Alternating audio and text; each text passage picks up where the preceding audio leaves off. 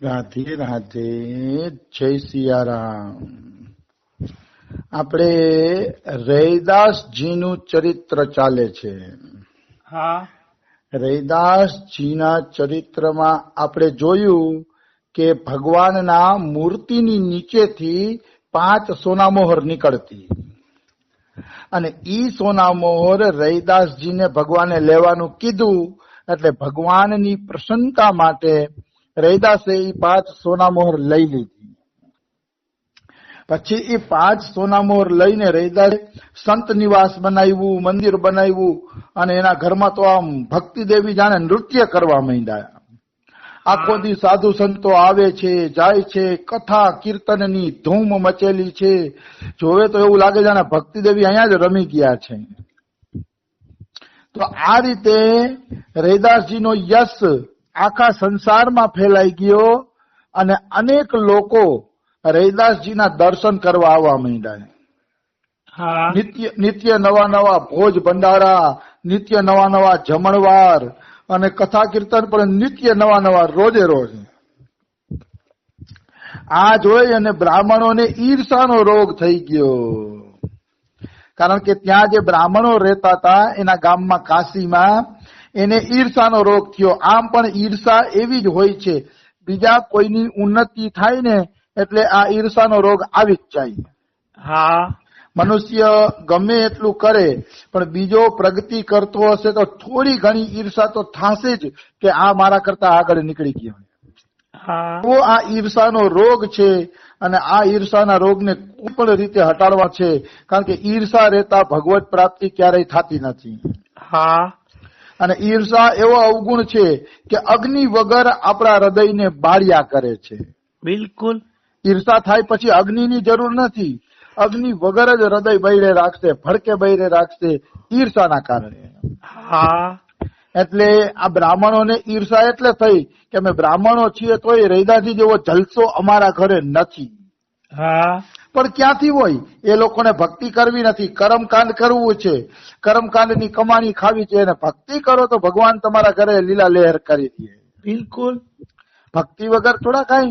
અને લક્ષ્મીજીએ કીધું છે કે જે મારા પતિ વિષ્ણુની ઉપાસના કરશે એના જ ઘરે હું જઈશ. હા, લક્ષ્મી દેવીએ પણ એમ જ કીધું છે. કારણ કે લક્ષ્મી દેવી પતિવ્રતા નારી છે અને પતિવ્રતા નારી ત્યાં જ જાય જ્યાં એના પતિનું પૂજન થતું હોય. વાહ રે વાહ. અને આ કર્મકાંડી લોકો શું કરે? એ વિષ્ણુ ભગવાનને માને ખરા પણ મૂળ એનું ધ્યાન કર્મકાંડમાં હોય. સ્વર્ગના સુખ જોતા હોય ના તેન કર્મકાંડનો તો અર્થ જ ઈ છે. એટલે બ્રાહ્મણો ગમે એટલી ઈર્ષા કરે તો એ રૈદાસજીની સુધી ન પહોંચી શકે. કારણ કે રૈદાસજી તો ભગવદ ભક્ત છે.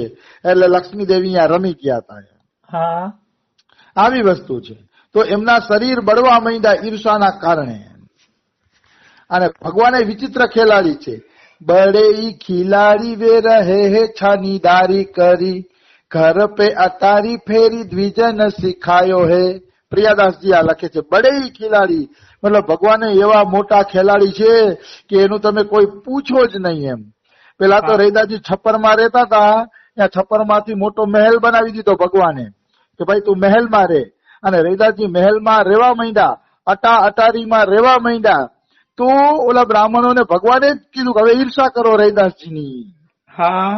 ખેલ તો બધાય ભગવાનના જ છે. સમજાઈ ગયું? ભગવાન જ ઈર્ષા કરાવે છે. શું કામ ઈર્ષા કરાવે છે? ઈર્ષા કરે, રૈદાસજીનો વિરોધ કરે તો રૈદાસજીની મહિમા વધુ આવે. એટલે ભગવાન કૌતુકી છે. વાહ રે વાહ. કૌતુકી એટલા માટે છે કે ભક્તોની મહિમા વધારવા માટે ઈર્ષા કરાવે છે. આજે જો નરસિંહ મહેતાની ના બધા ભક્તોની ઈર્ષા કરી ન હોત અને એના આડા ન આવ્યા હોત તો ખબર કેમ પડે કે ભગવાન આને કેટલો પ્રેમ કરે છે. ઈર્ષાળુ આડા આવે એટલે ભગવાન ચમત્કાર દેખાડે અને ચમત્કાર દેખાડે એટલે ખબર પડે કે ભગવાન આને કેટલો પ્રેમ કરે છે. એટલે ઈર્ષાળુ ને આશીર્વાદ એવી કહેવત છે ને, ઈર્ષાળુ ને આશીર્વાદ દેવા, તું સુખી થા ભાઈ. તો રૈદાસજીના મનમાં તો એવું કઈ હતું નહીં. એ તો પોતાના ભગવદ ભજનમાં મસ્ત હતા. રૈદાસજીને કાંઈ હતું નહીં કે કોણ ઈર્ષા કરે છે ને કોણ મારા વિશે શું વિચારે છે ને આ ને તે ને. એ કાંઈ રૈદાસજીના મનમાં હતું પણ નહીં અને એને ખબર નહોતી કે બારોબાર શું હાલે છે. હા આ બ્રાહ્મણો બારોબાર કાવતરું કરતા હતા રેદાજીને નીચું દેખાડવાનું, અને રેદાજીને ખબર નહોતી કે મારી પાછળ શું કાવતરા હાલે છે, કારણ કે એને તો ખાલી ભગવાનના ભજનથી જ મતલબ હતો. હા આવી વસ્તુ છે.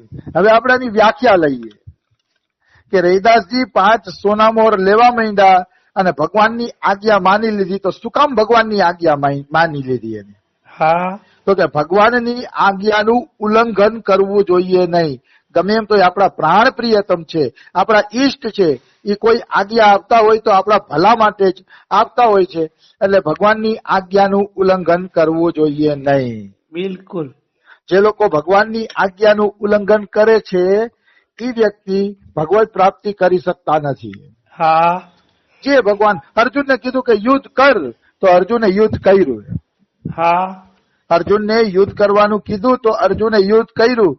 અને છેલ્લે છેલ્લે અર્જુન ગીતાજીમાં એમ પણ કહે છે કે નષ્ટો મોહ સ્મૃતિર્લબ્ધા તૌ પ્રસાદાત, મતલબ તમારી કૃપાથી મને સ્મૃતિ આવી ગઈ. પછી કહે કરીશીએ વચનમ તવ, હવે તો તમારા વચન પ્રમાણે જ હું કરીશ. હા કારણ કે આજ્ઞા પાલન એને જ કહેવાય છે કે જે ભગવાનના વચન પ્રમાણે કરે. હા એ જ સાચું આજ્ઞા પાલન છે. અને રામાયણમાં પણ કીધું છે પ્રભુ આજ્ઞા અપેલ શ્રુતિ ગાઈ, ભગવાનની આજ્ઞા કોઈ દી તોડવી જોઈએ નહીં. શ્રુતિ એટલે શાસ્ત્રો એમ ગાય છે કે ભગવાનની આજ્ઞાનું પાલન કરવું જ જોઈએ. શાસ્ત્રો પણ એમ કહે છે, એટલા માટે આજ્ઞા પાલન ભગવાનનું કરવું જોઈએ. અને આજ્ઞા છે ને એ તો શિરમોર છે. હા જો તમે ભગવાનની આજ્ઞા કે સંતની આજ્ઞાનું પાલન કરતા નથી તો તમે ભક્ત જ નથી. હા ભક્તનું લક્ષણ જ એ છે કે ભગવાન અને સંતની આજ્ઞા પ્રમાણે પોતાનું જીવન બનાવે.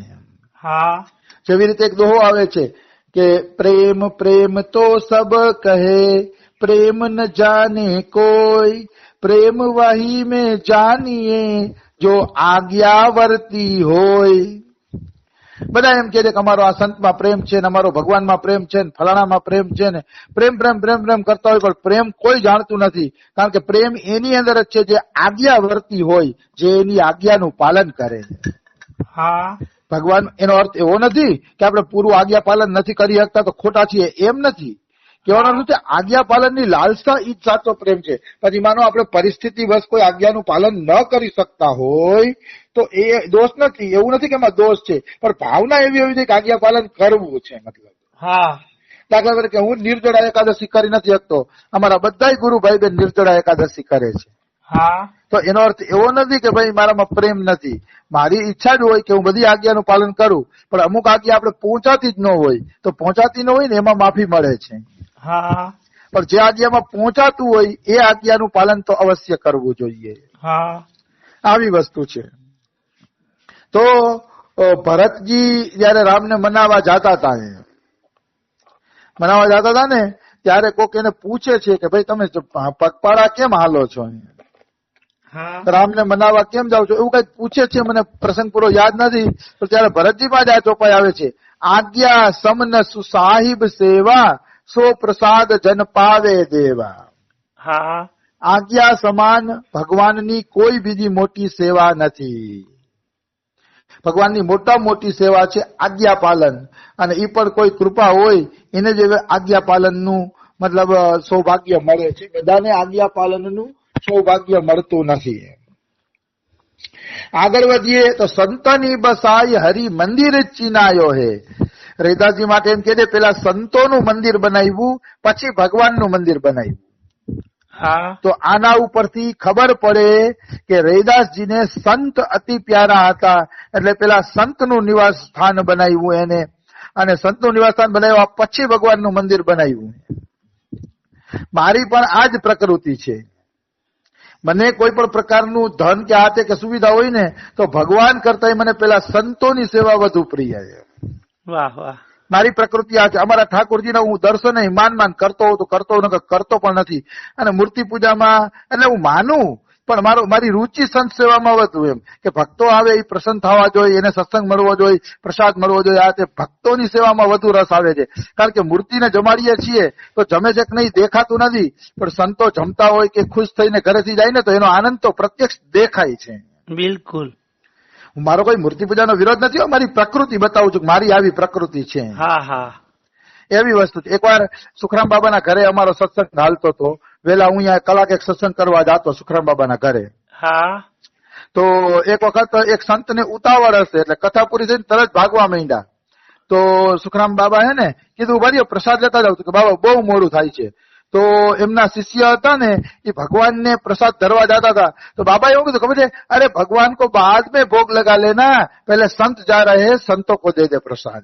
વાહ રે વાહ. મને એ ગમ્યું. સંતને ઉતાવળ હોય તો ભલે ભગવાનને ભોગ લાગે કે ના લાગે પેલા સંતને આપવું જોઈએ. હા એનાથી નિષ્ઠા તૂટતી નથી. કારણ કે હા ભગવાન ભક્તોના મુખેથી જ જમે છે.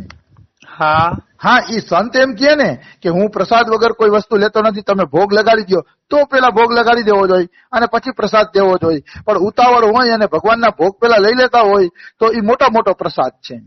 હા હું તો આ સિદ્ધાંતને માનું છું કે સંત